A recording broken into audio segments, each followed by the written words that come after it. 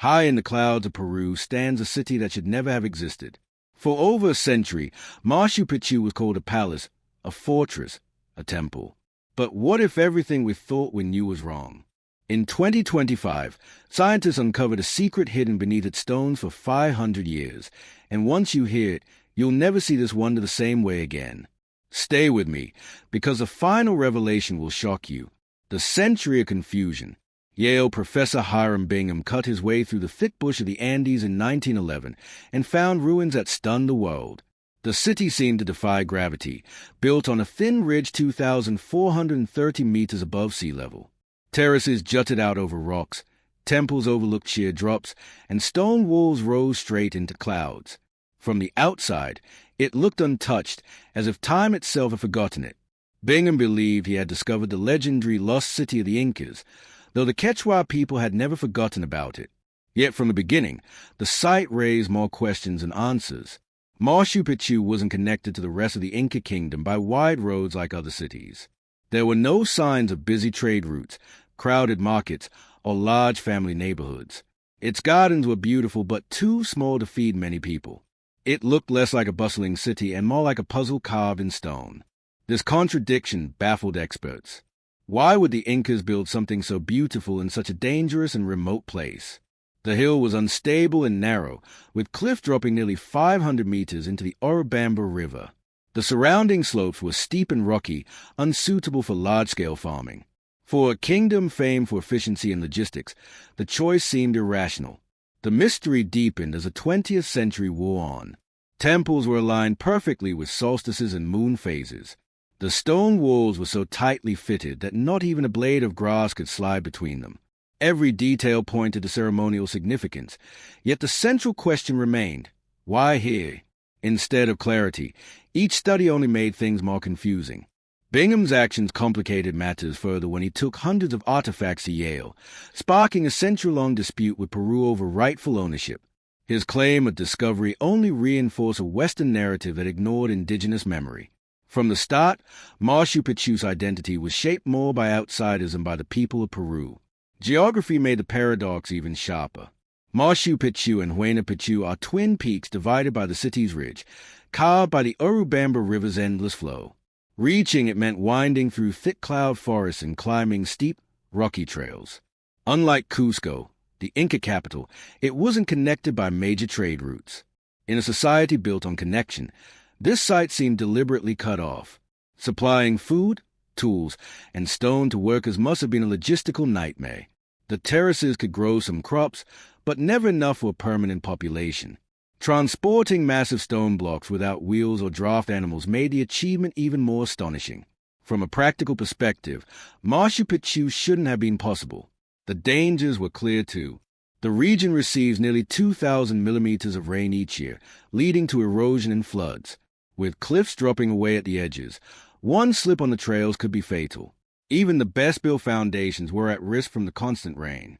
In every way, this seemed the last place to build a city. Archaeology confirms this. Machu Picchu doesn't appear to have been inhabited year-round.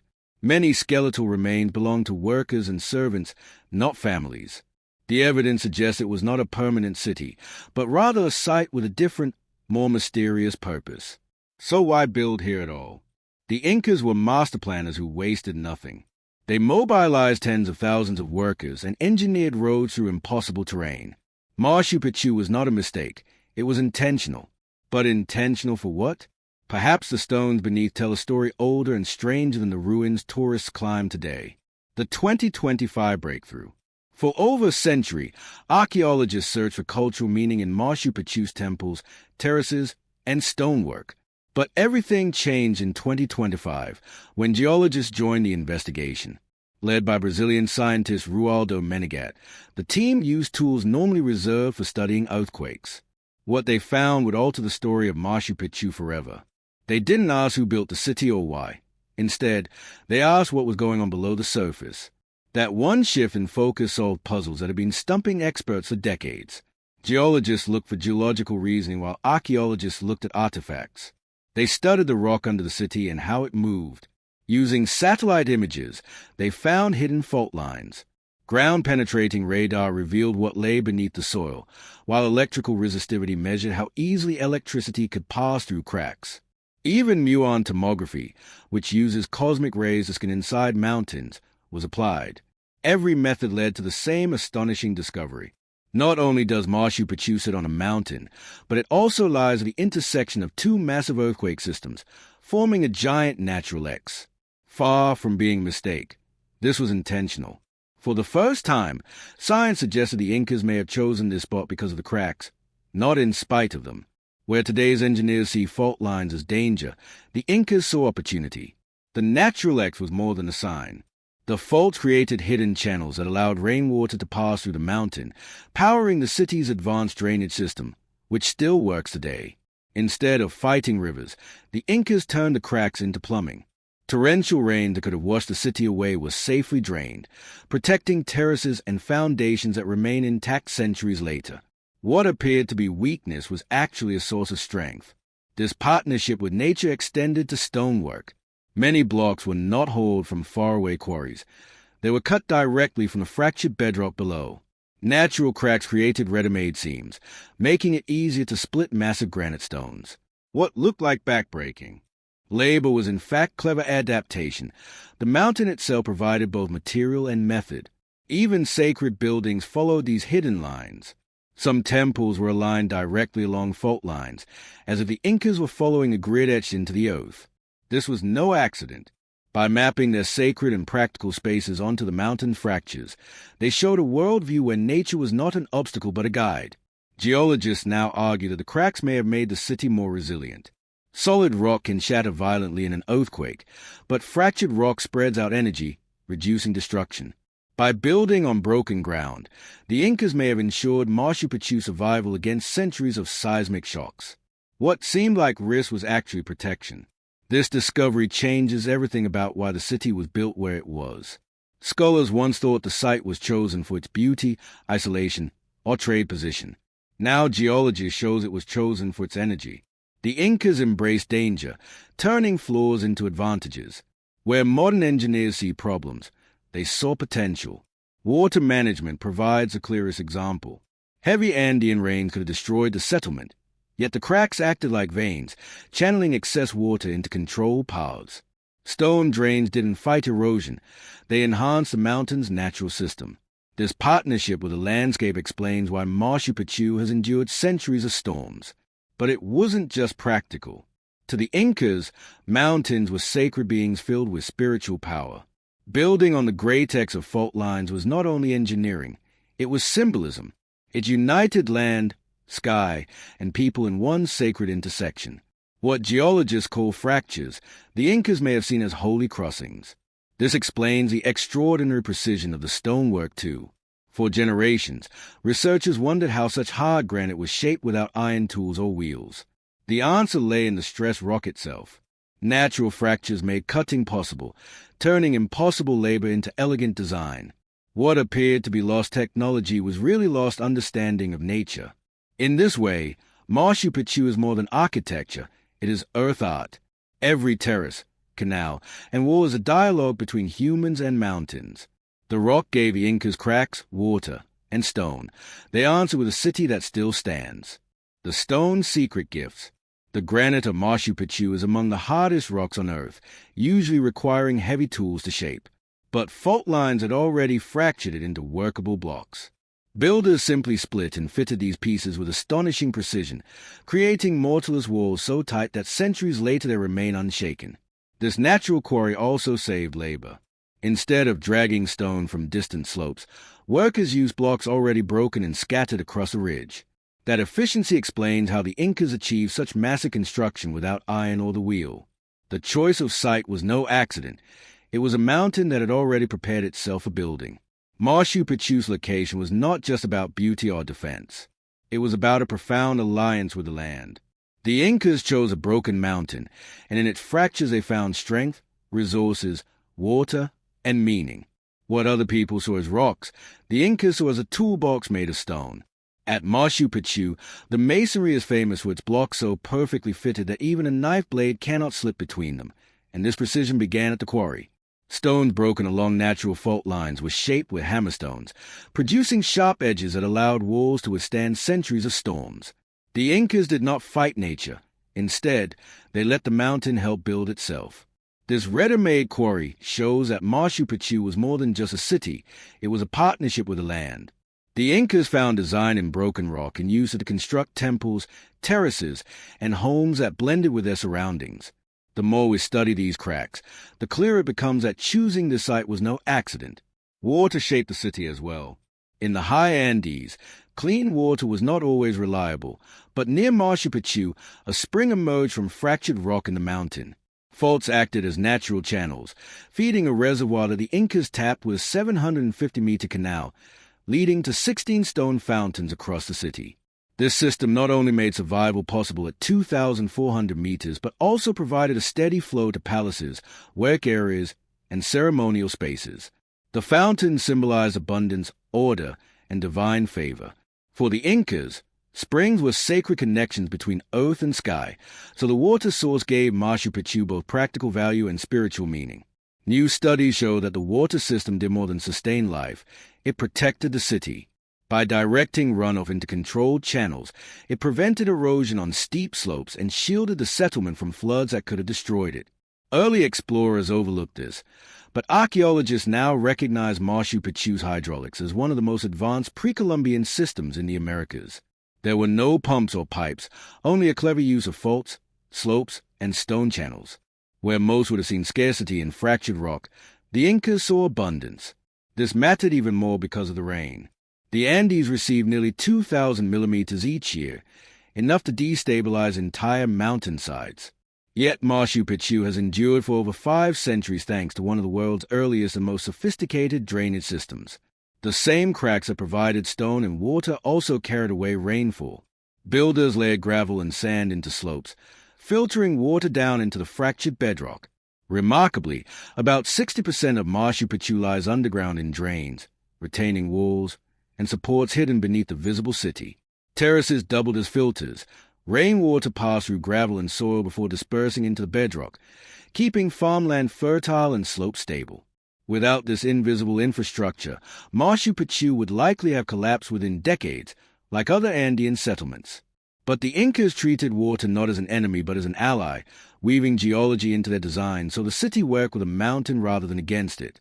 The true genius of Machu Picchu lies not in brute force but in a mindset, an understanding of nature that still challenges how we think about civilization today. Geologists once thought it strange that Machu Picchu was built on faults, but soon they noticed a pattern stretching across the Andes. From Cusco to Ollantaytambo, Inca towns and fortresses consistently aligned with fracture zones. These were not unlucky spots waiting for earthquakes. They were deliberately chosen hubs with built-in advantages. The Incas were not guessing. They were following a plan written in stone. Scholars now call this approach ethnogeology, not science in the Western sense, but a deep cultural knowledge of the land passed down through generations. Over centuries, people observed rock splitting, springs bubbling, and hills shifting, and they turned these lessons into the foundations of empire. This knowledge was passed down to the Incas, who used it with unmatched accuracy. Geology was turned into a plan, and they read mountains like other people read books. By building along cracks, the Inca kingdom was able to get resources without wasting any. Cracks in the rock made it easy to get to fresh water, and springs formed naturally along fault lines. Stone blocks could be cut and moved more easily in mines that were made from the same fractures. It also helped with defense. Steep cliffs and fault-shaped hills naturally turned into fortresses. They used the bones of the mountains to make the land itself a part of their kingdom. Cusco was a city of the Incas. The city was shaped like a puma, but its placement was based on rock as well as meaning. Cusco is at the point where several fault lines meet. Each fault line brings rivers and other water sources into the valley. This made sure that tens of thousands of people with simple lines could get clean water. What looked like a magical alignment was actually a careful mix of engineering and rock. The design is also seen in Ollantaytambo, which is another great work by the Incas. The terraces are built up on broken rock, which makes farming easier by directing water in regular ways. There are quarries on both sides of the valley, linked by natural fault lines that served as transportation paths. Even the walls of the fortress lean into ridges that were formed by the Earth's surface, so there is no need for extra brickwork. The Incas didn't try to take over the land. Instead, they blended into it. This secret planning based on geology shows how the Inca kingdom grew so quickly without wheels, draft animals, or steel tools. By letting the land work for them, they saved a lot of work. Because there was a spring at a fault, there was no need to dig deep wells. Because of a natural crack, no explosives or iron chisels were needed to cut the stone. Their kingdom worked well because it was built on shortcuts that were already in the ground. Anthropology and geology show that different indigenous groups learned about the Earth in their own unique ways. Western geology didn't catch up with the Incas until many hundreds of years later. The Incas knew about fault lines just by looking at the world around them. They did not have microscopes, but they were patient and remembered things well. Every generation added to a map that showed where the water moved and where the rocks broke. That map became the real base of the kingdom. The Incas show that technology can look very different from what most people think of as machines, metal, or tools. Their technology was based on observational science and was hidden in stories, rites, and buildings. It was just as advanced to choose places based on fracture zones as it is now to use satellites to find resources. Their method was different because they used their own eyes and hundreds of years' worth of data. This technology was soft and didn't leave any gadget behind, but it ran a kingdom. From a distance, the Andes looked like a patchwork of rocks, valleys, and stones. But to the Incas, they were a live map of chances. Faults turned into stone and water roads, ridges into walls, and valleys into fields. The towns of the empire were not spread out at random. They were called nodes on a secret grid. It's hard to miss the genius of their growth once you see this pattern. The most surprising thing is that this plan is only now being found. Scholars thought for hundreds of years that Inca cities were built to be beautiful, protective, or have religious meaning. Those things were important, but there was a greater science going on behind them. The Incas knew the map better than anyone else because it was made by the Andes themselves. The mountains weren't problems. They were the silent builders of a kingdom. The sacred science of the Inca. Mountain ranges were more than just rocks that rose from the ground to the Incas. They were apis, ghosts that watched over mountains, rivers, and people. The earth was Pachamama, the Great Mother, who took care of, fed, and housed all living things. Because the land itself was holy, nothing was seen as normal. It was never just about staying alive when people built, farmed, or drank from a spring. It was a connection with the living world. At Machu Picchu, every choice was based on this view of the world. The fact that a rock provided water, stone, and a place to live was not only useful but also a sign that God was pleased. If a place was good for both survival and faith, it was picked as a place to live. The Inca never put the holy and the useful apart. They saw them as two sides of the same coin. They thought they owed the mountain something because they had used its gifts. The discovery in 2025 makes this fact even stronger. Under important terraces, researchers found ritual deposits like small carved stones, seashells from faraway coasts, and burned gifts. Not just random scraps. These were signs that the work started with a ceremony before any tools were used. These days, archaeologists think of building as both an engineering challenge and a sacred task, with each wall serving as a call to the living ground. What may seem like myth to us was in fact a system that kept balance, rooted in respect for the sources of their supplies. Nature fed the Inca for hundreds of years in return. Farming terraces endured because they were built with care for the soil, and water lines stayed intact because the mountain's flow was followed rather than forced. In their world, there was no line between worship and creation. Machu Picchu was not placed by chance. It was built on a hill between holy peaks and aligned with the sun at key times of the year. The builders believed that if their city mirrored the stars, the land would stay fertile.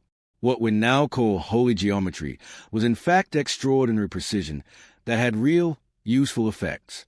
Farming terraces stopped soil erosion and echoed the form of sacred mountains.